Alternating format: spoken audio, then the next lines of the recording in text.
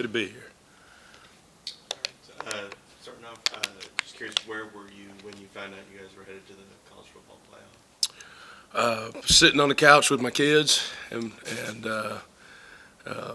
everybody was obviously real anxious and wanted to see it happen, and so yeah, it was a pretty big celebration. So they were excited for the opportunity. So, but yeah, it was pretty cool. What does it mean to you, to not just for yourself but for the team, to be able to continue the season, to have another chance to be able to potentially vie for a national championship? Yeah, I think we're going to take it one game at a time. I mean, first off, we've got a really good opponent. A ton of respect for that.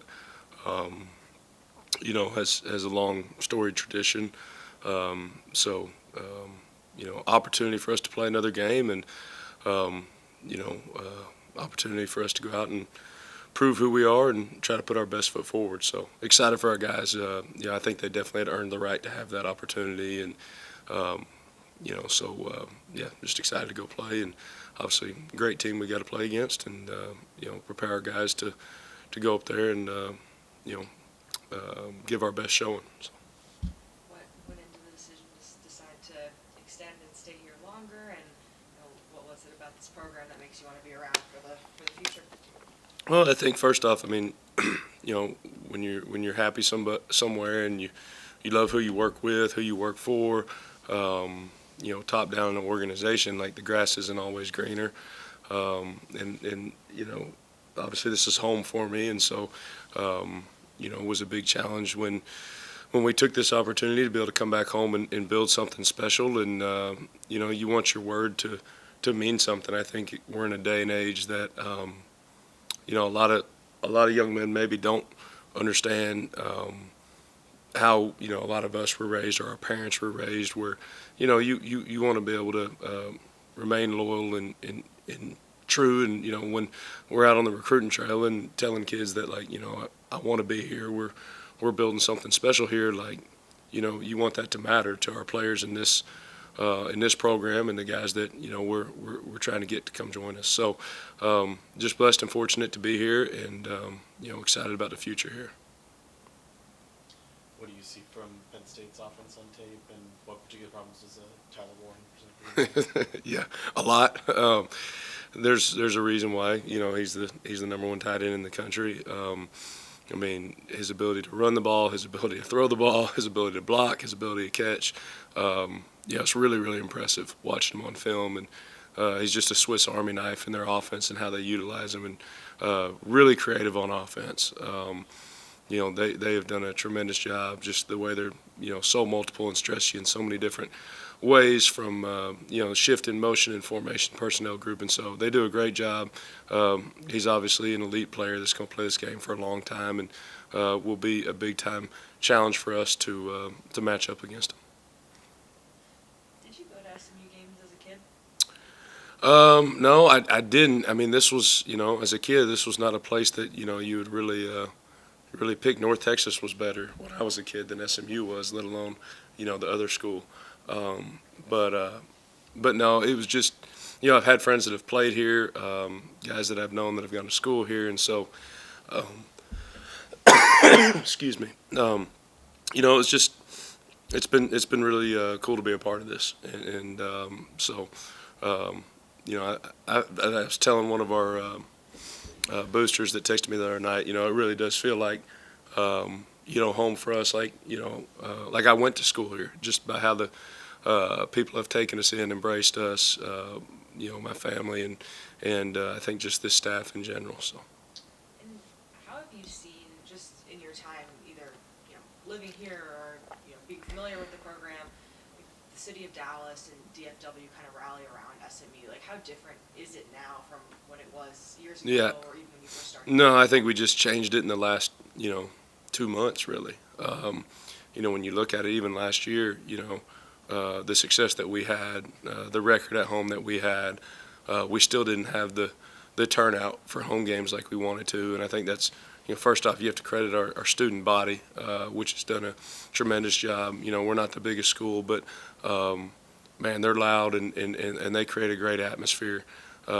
for college athletics at this place, and so I think it starts with them. But then everybody within the administration, not just the football side of things, but the marketing side of things, that have worked to promote and make this a unique game day atmosphere. And obviously, when you got a fun team to watch that's right here in Dallas. I think people have finally just realized, hey, this is worth my time to come watch this football team, and so it's definitely an exciting time. How do you go about balancing preparing for this next game and also transfer portal opening? What's kind of the balance been like for you? Yeah, it's a great question. Luckily, there's a week, that we have this week as we're prepping, but trying to do both. I think next week it gets even harder because you're trying to do two things at once, and I think it's something that definitely needs to be changed. It's not fair to put it during this season for it's like making the playoffs in the NFL but having free agency at the same time. I mean, it really makes no sense.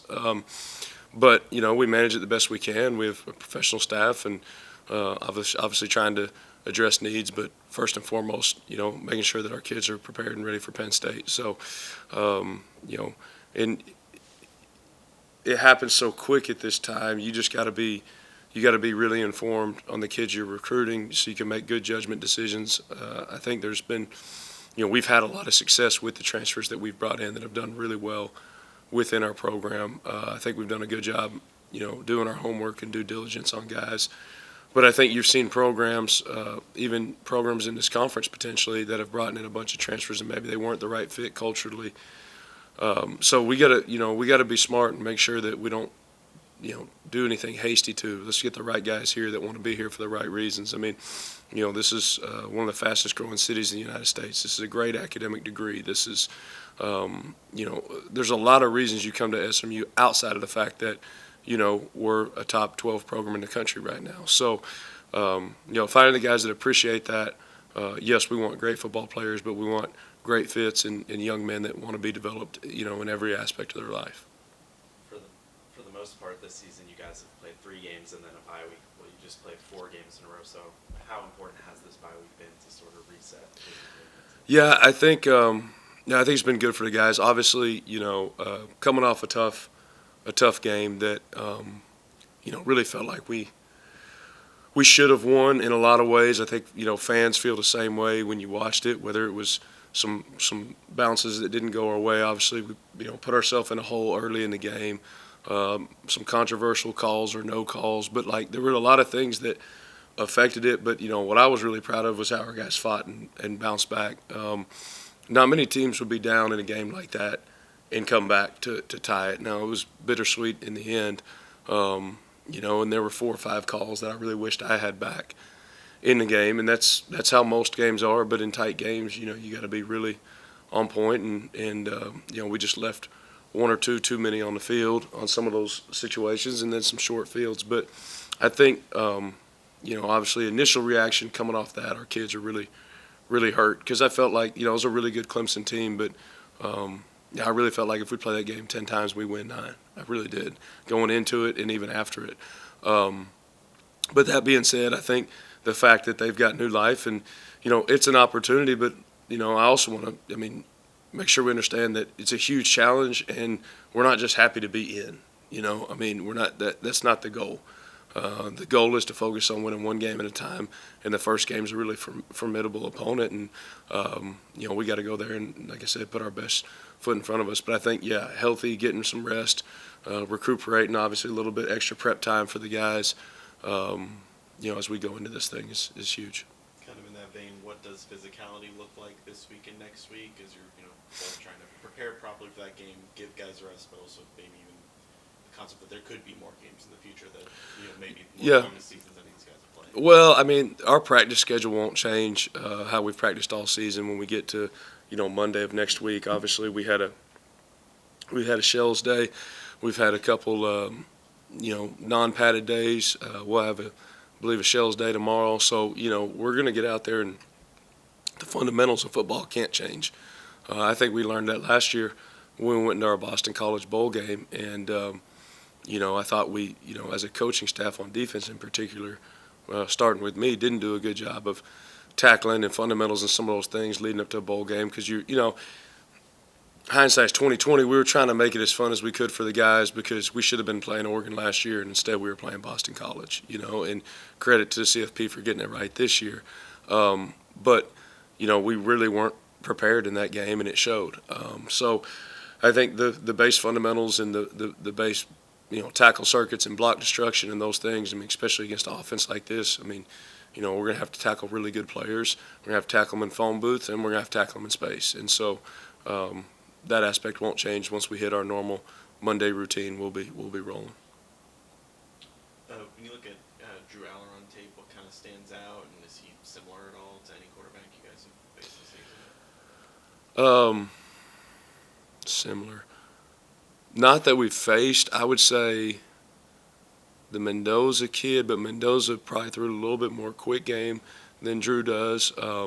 He's really poised, extremely accurate with the football, runs a lot better than you think. Like you look at it initially, and then you start to see him get loose, running, whether it's scrambling, some Q runs in there. So, he's I would say the, most complete pro-style quarterback that we've seen, though, for sure. So there's a reason why the hype is out there and the accolades and the talk and the success that he's had because he's a really good football player, really good quarterback. How do you prepare for the atmosphere, the whiteout game, their size of their stadium? Yeah, I mean, I think the positive is our guys, have been in a lot of environments. We're not going to have been in that environment for most of them, but I mean, we've got guys that have transferred from, and played in big-time ACC or SEC games. So, I mean, you look across the board, Deuce played at A&M, so he's played in, big environments. You look at, our whole D-line played at Miami. So, you start there, and then, you look at the experience of guys that we've got, the Isaiahs, the Jonathans, the Ahmads, the Colbys that you expect aren't going to let the moment be too big. And, I think the biggest thing is just it's still football. It's one play at a time. It's focus. It's communication. I think on our side of the ball, it will probably be a little bit easier because it won't be quite as loud as when the offense has the ball, right? So, but just, don't let the moment be too big. Kind of try to act medium in the moment, never too high, never too low. Things are going to happen, good plays, bad plays. Great, celebrate, boom. Something happens, move on to the next play. And that's the mentality we've had all year, and that's the mentality we'll have to have as a defense going into this. Anything else? Good. Thank y'all. Yep. Appreciate you.